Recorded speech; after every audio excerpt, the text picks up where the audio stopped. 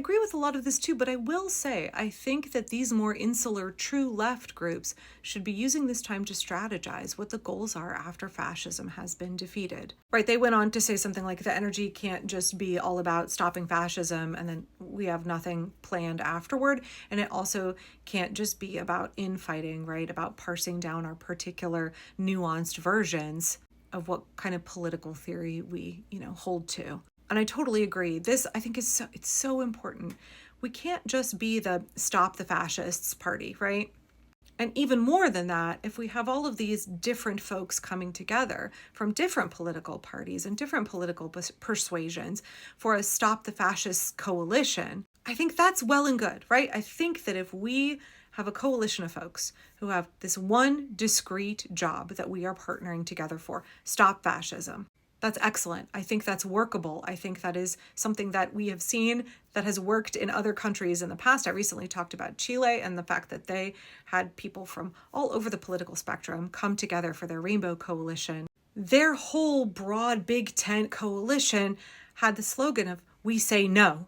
That was it. Like, no to Pinochet. We're not doing this anymore. We're not going to let him steal our election. We're not going to let him continue to control this country. That was enough of a common goal for them all to come together. And I think that's what I've really been advocating for with this big tent resistance against the Trump regime. One discrete goal, stop Trump.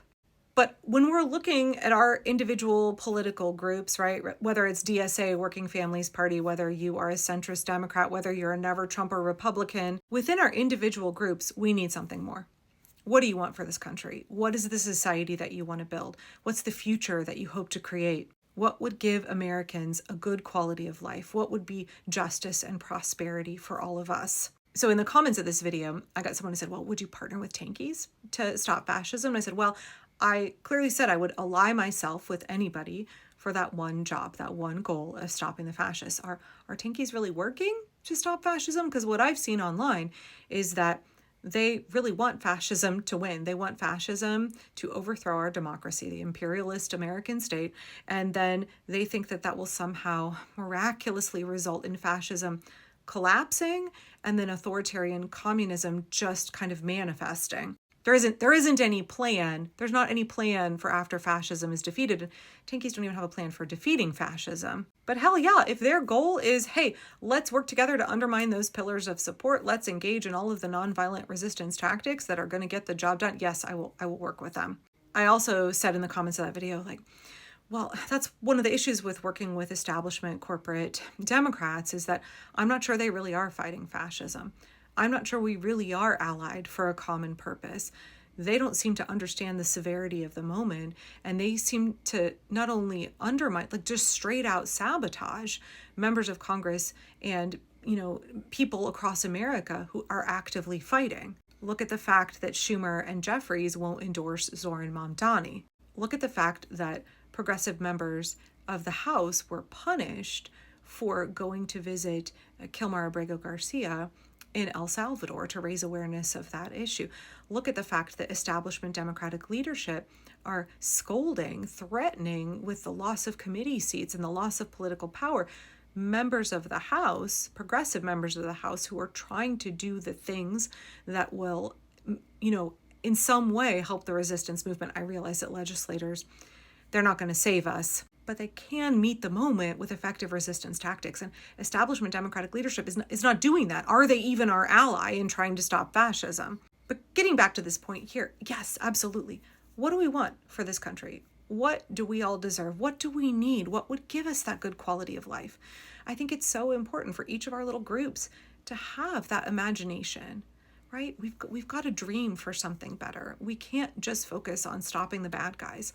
What is the world that we want to bring about for ourselves, for our children, for our neighbors, for the environment, right? What is it that we want to build? We need a compelling vision. We need things to fight for, not just to fight against. And I'm so appreciative of some of these younger, more dynamic folks that are stepping forward saying, we all deserve universal health care. We all deserve to have a living wage and safe working conditions.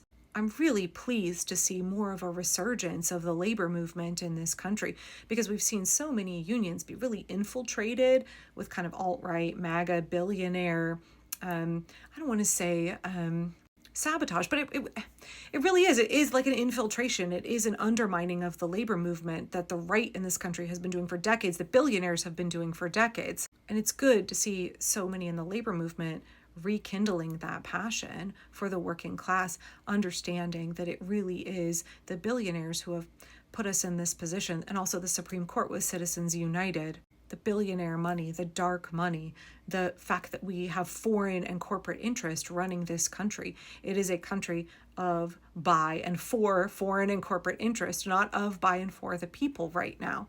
That's why it sucks so bad here, right? That's why hundreds of millions of us have a reduced quality of life. That's why we yearn for something better. Unfortunately, all those working class folks who are being fucked by the billionaires who bought into the lie of Donald Trump. They believed that a billionaire funded by the world's richest man was a populist who cared about the working class, right? They were lied to, but they still voted because they understand things are not right. They understand they are suffering. They got hoodwinked about what was going to relieve their suffering and make America, great. But the underlying sentiment on all across the political spectrum is that things were not working. We were struggling harder than ever. It's worse now. I know, y'all, it's worse now. But life was not good before the election.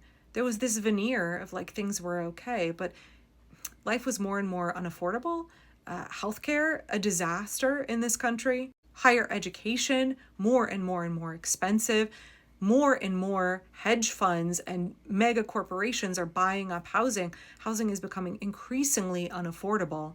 The American dream feels more and more elusive to more and more folks.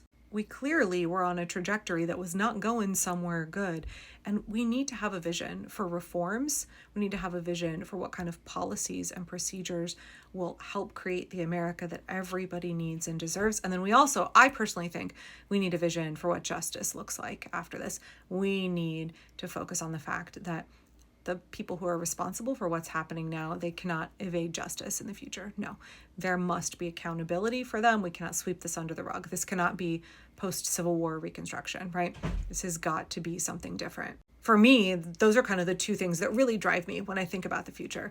The good things that we deserve if we just tax the rich, if we have a society that focuses on the needs of the working class, that focuses on a good quality of life for all of us instead of the constant pursuit of profit and consolidation of wealth and power amongst the super rich. And then also what really keeps me going is thinking about justice for all the motherfuckers who are hurting all of us right now. Every time I watch a video of ICE raids, I just think I look forward to the day of accountability.